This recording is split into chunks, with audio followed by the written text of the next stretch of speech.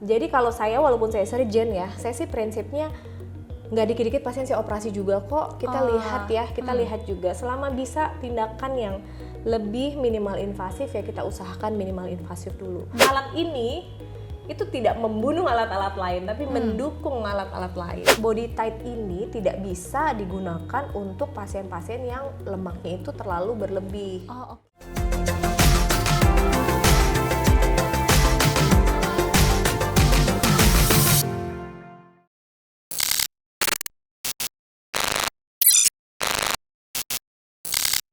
Halo teman-teman, balik lagi bareng aku Sekar di Behind Beauty Podcast. Nah, siapa nih di antara kalian yang mungkin punya beberapa bagian tubuh yang kayaknya berlemak nih atau ngerasa kayak kulitnya kok kurang kenceng ya gitu. Nah, perlu kalian tahu juga nih kalau saat ini Plastik Klinik selalu memperbaharui teknologi terbaru dalam dunia medis. Nah, kali ini kita akan kenalan langsung juga nih sama alat baru di Plastik Klinik, yakni Body Tight dan Face Tight. Sebenarnya itu alat kayak gimana sih dan fungsinya itu untuk apa aja sih? Di sebelah kiri aku sekarang udah ada Dr. Fania Ramitasari, dokter spesialis bedah plastik, rekonstruksi dan estetik di Plastik Klinik cabang Bendungan Hilir. Halo Dr. Fania. Halo Sekar, apa kabar? Alhamdulillah aku baik. Dokter gimana kabarnya? Alhamdulillah baik juga. Oke, nah dok, ini aku mau spoiler juga nih sama teman-teman kalau Face and Body Tight ini bakalan di launching kurang lebih akhir bulan Oktober ini atau awal bulan November ini nih. Jadi sekarang kita mau kenalan dok rencananya nih. Kita mau kenalan, pengen tahu dulu nih sebenarnya ini alatnya tuh apa sih gitu. Oke. Mungkin dokter boleh jelasin dulu dok sedikit sebetulnya apa itu Face Tight dan Body Tight dok? Oke, jadi sebenarnya ini teknologinya itu kita sebutnya RFAL atau Radio Frequency Assisted Liposculpture. Jadi sebenarnya agak mirip ya tindakannya kayak liposuction, tapi lemaknya sebenarnya nggak dikeluarin. Oke. Bingung kan? Jadi lemaknya di dalam tapi Jadi lemaknya ngancurin. di dalam tapi seperti di shrinkage atau dikecilkan gitu. Dan kelebihannya ini punya efek tightening-nya itu lebih maksimal. Oke. Jadi kalau kita liposuction itu kan kita fungsinya kan debulking ya, atau mengurangi massa nih, lemaknya dikurangin, dibuang, jelas gitu. Nah kalau RFAL ini atau body tight ya, atau face tight atau acute tight, ini dia tuh lebih ke shaping gitu. Oke. Shaping, jadi memang pasti ada plus minusnya lah. Dan tentunya lagi-lagi nih semua tindakan itu memang baiknya adalah tindakan yang kombinasi. Oke, itu berarti sedikit tuh tentang body tight dan face tight ya dok ya. Kemudian dok, sebetulnya bagian mana aja sih dok yang bisa dilakukan prosedur ini? Kita mulai dari body tight nih. Body tight bisa di bagian Sebenarnya apa semua aja? bagian bisa aja ya, sama aja kayak liposuction kok. Mau di paha, di perut, kemudian di lengan ya, di area-area yang berlemak, area-area yang spesifik ini bisa dilakukan body tight. Tapi body tight ini bukan berarti dia itu penggantinya liposuction ya. Jadi tetap harus konsul sama dokter, kira-kira ini butuhnya apa nih? Apakah bisa body tight aja atau body tight yang harus dikombinasi dengan liposuction. Intinya body tight itu versi lebih less severe-nya atau lebih kira-kira yang belum gemuk banget atau yang belum terlalu ya cuman mau shaping gitu, ini pakai body tight oke banget. Dan enaknya ini sangat-sangat minimal invasif. Jadi kalau liposuction kan mungkin lebih invasif ya. Karena ada cairan yang keluar, otomatis juga pasti ada darah yang keluar. Kalau ini tuh hampir less traumatic gitu. Jadi bisa dikerjakannya bius lokal aja, nggak perlu pakai bius tidur. Berarti sadar pasiennya? Sadar. Itu berarti perbedaannya dan sekaligus keunggulannya juga yang berbeda dari liposuction ya dok ya. Kemudian ada lagi nggak dok perbedaan lain dari body tight dan liposuction? Ya pengerjaannya relatif lebih sederhana, lebih mudah ya pastinya. Secara operator base juga lebih mudah. Secara pasien juga karena ini bisa bius lokal tentunya lebih nyaman dari segi nyeri atau enggaknya ya. Itu tentunya pasti lebih nyaman lah, pasien lebih nggak nyeri. Tapi memang body tight ini tidak bisa digunakan untuk pasien-pasien yang lemaknya itu terlalu berlebih. Misalnya banyak sekali, gemuk sekali ya, kadang-kadang hanya dengan body tight pasti ada pengaruhnya, tapi signifikansinya tidak akan sebaik liposuction tentunya. Berarti dok, body tight ini bisa dikombinasikan dengan liposuction ya dok ya? Tentu bisa, justru yang karena besar sekali itu saya pasti minta kombinasi sama body tight. Kenapa? Karena kulit itu kan ibarat karet ya, atau saya suka analogi ke pasien itu sarung tangan. Jadi kalau sarung tangan itu terisi, tangan kita kan sarung tangannya halus ya, kayak tight gitu ya. Pas tangan kita dilepas, which is tangan kita ini kita analogikan dengan lemak, sarung tangannya akan bergelambir ya, sama kayak kulit gitu. Jadi kulit itu sudah biasa terbeban lemak sekian gitu, kemudian lemaknya berkurang, maka pasti akan ada sisa kelebihan kulit yang bisa jadi dia kontraksi atau mengecil, bisa jadi dia tetap kendur. Nah, inilah fungsi body tight itu. Jadi pada yang besar sekalipun, baiknya kita body tight dulu supaya dia tightening kencang dulu nih kulitnya. Jadi sehingga pada saat lemaknya itu banyak dikeluarkan, kulitnya itu bisa kembali mengikuti kontur volume yang baru. Jadi ikut mengecil tanpa harus bergelambir. Oke, nah itu teman-teman berarti nggak perlu takut lagi kalau habis liposuction tetap ada kulit yang kendur gitu ya dok ya. Kalau misalkan dikombinasiin sama body tight dia jadi lebih kencang gitu, lemaknya keluar,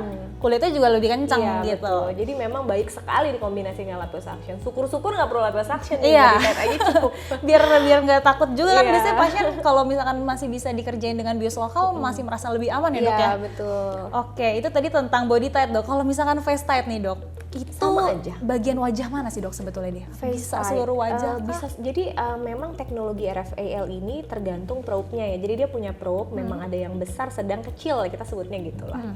Kalau yang besar ya untuk body pastinya. Untuk yang sedang mungkin untuk area-area yang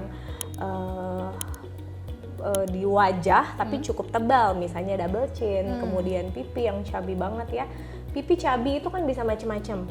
Bisa memang buccal fatnya yang besar, yaitu lemak yang di dalam, yaitu mau nggak mau memang kita harus buccal fat. Tapi kadang-kadang ada juga pasien saya yang udah di buccal fat, udah tirus nih, tapi sininya masih ada nih bagian bawah. Jadi buccal fat itu lokasi tertentu ya. Jadi pipi itu kan luas. Buccal fat itu bantu banget. Tapi lagi-lagi semua perawatan itu akan lebih optimal apabila dilakukan combination treatment. Salah satunya biasanya kalau buccal fat saya suka sama radiofrekuensi aja gitu yang dari luar. Tapi kalau misalnya chubby-nya itu chubby banget, mungkin butuh buccal fat juga, kemudian face tight juga gitu. Jadi lemaknya yang kita hilangkan bagian dalam, lemak dalam ya, lemak buccal, itu lemak bagian dalam, juga dengan face tight dia membantu mengecilkan atau menciutkan itu lemak-lemak yang lebih superficial. Jadi yang bikin pipi kita tuh tebel gitu, itu bisa pakai face tight. Kemudian karena ini teknologi radiofrekuensi tadi ya, jadi ada efek tightening, tentunya dia juga bisa untuk daerah forehead, misalnya untuk menaikkan alis ya, kemudian menghilangkan kantung mata atas bawah ya, kantung mata gitu, untuk kantung mata yang mungkin tidak begitu parah ya, karena ada di titik tertentu memang kita butuh reposisi lemaknya, tetap butuh surgery itu ada. Jadi kalau saya, walaupun saya surgeon ya, saya sih prinsipnya nggak dikit-dikit pasien saya operasi juga kok, kita lihat ya, kita lihat juga selama bisa tindakan yang lebih minimal invasif ya kita usahakan minimal invasif dulu. Tapi memang minimal invasif itu tidak bisa menyelesaikan semuanya, kadang-kadang kita butuh tindakan yang lebih advance atau lebih invasif, yaitu surgery gitu. Oke, terus dok kalau misalkan di area wajah, kalau tadi mungkin di area body kan kita bisa gabungkan dengan liposuction nih dok. Kalau di area wajah bisa digabungkan juga nggak dok? Bisa dong tentunya. Jadi sebenarnya ini tuh efeknya itu dia akan menghancurkan atau kita sebutnya koagulasi ya, apa ya? Koagulasi itu kayak menciutkan gitu ya. Jadi lemak itu ya di semua bagian tubuh kita, lemak tuh nggak serta-merta lemak aja gitu. Jadi lemak itu punya kita sebutnya kayak ruang-ruang gitu ya, kayak jaringan ikat lah, sesuatu yang kayak karet, sesuatu yang kayak penopang lemak itu. Nah si RFAL ini itu fungsinya selain dia membuat lemaknya itu shrinkage atau mengecil, dia juga mengencangkan septa-septa atau mengencangkan ruang-ruang jaringan ikat yang diantara lemak itu. Jadi dia memberikan efek tightening. Karena efek tighteningnya ini, makanya dia fungsinya banyak banget. Untuk probe yang paling kecil misalnya itu bisa buat scar. Jadi scar jerawat, iya nih. Jadi scar jerawat itu kan kadang-kadang kita ini ya, desperate gitu. Pastilah bener dok, nggak banyak ya? banget Banyak orang banget masih yang pasien. Nah, bingung. ini dengan Accutite kita sebutnya ya, dengan Accutite itu bagus banget. Dia kayak subsisi, kalau pernah dengar ya, subsisi itu kayak dimasukin jarum, tapi ini subsisi bertenaga radiofrekuensi, jadi lebih dahsyat lagi dari subsisi. Nanti bisa dikombinasi dengan Morpheus misalnya. Jadi dari luar juga di attack, dari dalam. Jadi kalau biasanya kita laser, PRP ya, itu pasti membantu, itu bagus. Tapi dia di lapisan yang superficial, di lapisan luar. Nah, sedangkan sekali lagi kombinasi pasti lebih baik. Kalau kita kombinasikan PRP atau tadi saya bilang fraksional, misalnya CO2 gitu ya, itu dengan Accutite ya pasti hasilnya akan lebih baik, karena yang dalam ke attack, yang luar juga ke attack gitu. Jadi dua-duanya ya dok ya. Jadi ini RFL itu atau Accutite ya, dia akan meng-attack bagian yang lebih dalam lagi, yang lebih profunda lagi, yang lebih ke dalam lagi lapisannya, sehingga semuanya itu kena. Itu kenapa dia akan membentuk kolagen yang lebih baik lagi, sehingga perbaikan skarnya juga pasti akan lebih baik. Gitu. Terus kemudian untuk yang facet tadi ya, bisa dikombinasi sama apa ya, sama bisa dikombinasi dengan PRP bisa, Morpheus bisa ya, RFL juga ya, tapi dari luar Morpheus bisa, atau bahkan skin booster juga bisa. Banyak banget. Jadi sebenarnya segala tindakan yang lebih di atasnya atau yang lebih di permukaan yang biasa kita perawatan aja, itu bisa dikombinasikan dengan RFAL ini. Tadi dokter Fania ngomong tentang Morpheus juga nih dok. Akhir-akhir ini banyak juga selebriti yang lagi make nih dok. Iya benar. Dokter boleh nggak jelasin dikit sebenarnya itu fungsinya tuh apa dan gimana cara pakainya tuh dok? Apa dia minimal invasif juga kah? Minimal invasif, teknologinya sama. Radiofrekuensi juga sebenarnya, tapi kita biasa kalau kita tahu mau RF itu kan kita biasanya taunya orang disetrika gitu ya. Iya benar, setrika wajah. Setrika wajah gitu. Orang taunya setrika wajah, setrika badan gitu ya, karena anget-anget gitu. Nah kalau Morpheus ini dia kedalaman yang dicapai dari mirip mungkin ya setrika wajah, tapi kedalaman yang dicapai itu dia lebih dalam. Lebih dalam, sehingga dia memberikan efek tightening yang lebih. Tapi tentunya semakin dalam pasti downtime-nya juga semakin lebih lama lah daripada RF kan hampir relatif no downtime ya. Kalau ini memang saya akui memang ada downtime-nya sekitar 3-5 hari. Kemudian pastinya butuh di anestesi topikal dulu. Jadi nggak bisa kayak RF kan kita bisa datang aja terus langsung gitu ya. Itu perawatan yang sangat-sangat minimal invasif. Bahkan nggak perlu dikerjakan dokter kalau yang RF aja ya, untuk RF wajah. Tapi kalau ini memang harus dokter karena kelapisan kulit yang lebih dalam, jadi lebih ke tightening, bisa untuk leher. Jadi buat yang masih takut facelift atau sudah belum begitu butuh facelift tapi pengen wajahnya lebih kencang, ini bisa jadi pertimbangan.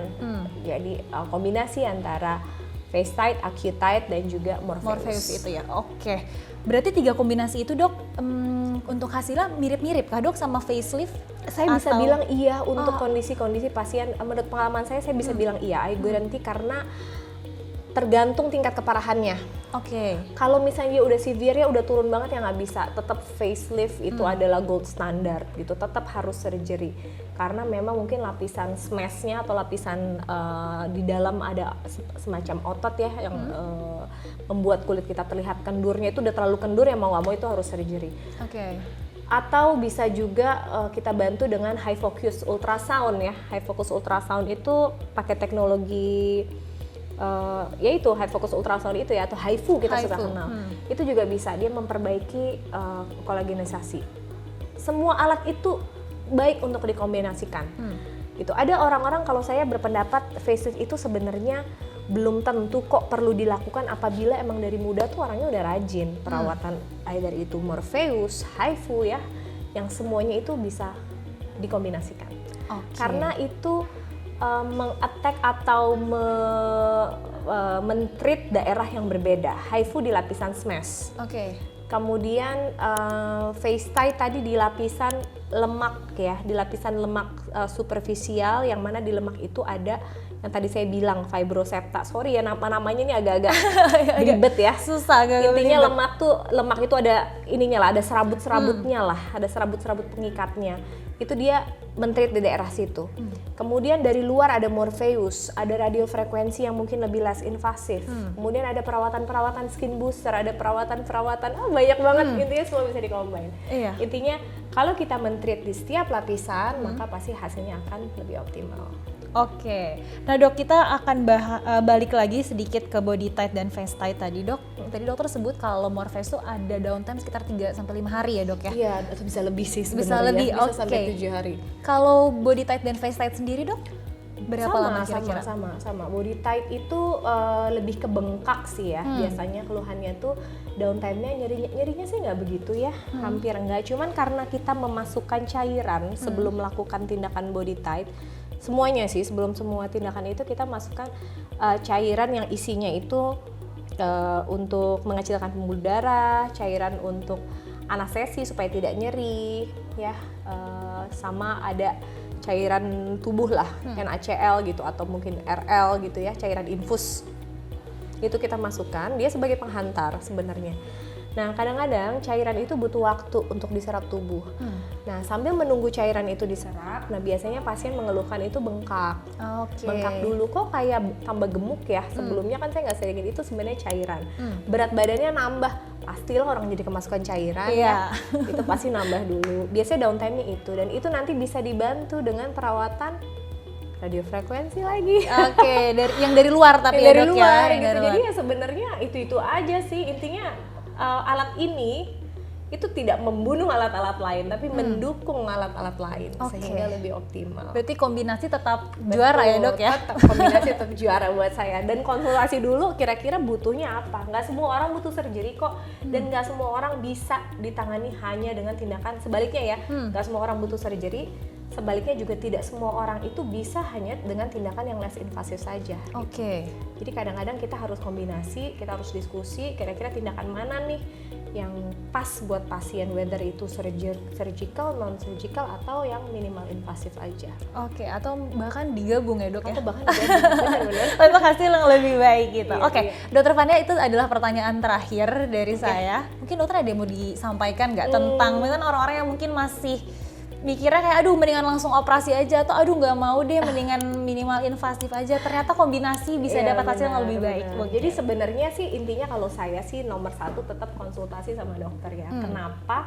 Karena kita bisa diskusi, semua pasien itu nggak sama ekspektasinya, nggak sama harapannya, hasilnya mau seperti apa. Jadi dengan diskusi oleh dokter itu akan diberikan opsi-opsi gitu. Saya juga tidak akan semuanya, walaupun saya dokter bedah, semuanya saya suruh operasi kok. Kalau misalnya memang masih bisa yang non-invasif, pasti non-invasif dulu. Tapi juga saya tidak semuanya saya paksa non-invasif, karena saya pun surgeon, jadi saya kalau memang butuh pasti kita lakukan operasi. Jadi intinya sih konsultasi. Konsultasi dan disesuaikan sama kebutuhan dari tiap-tiap pasien ya dok ya. Jadi nggak bisa maksa nih, dok saya mau body tight, pokoknya saya maunya body tight, ya nggak bisa juga.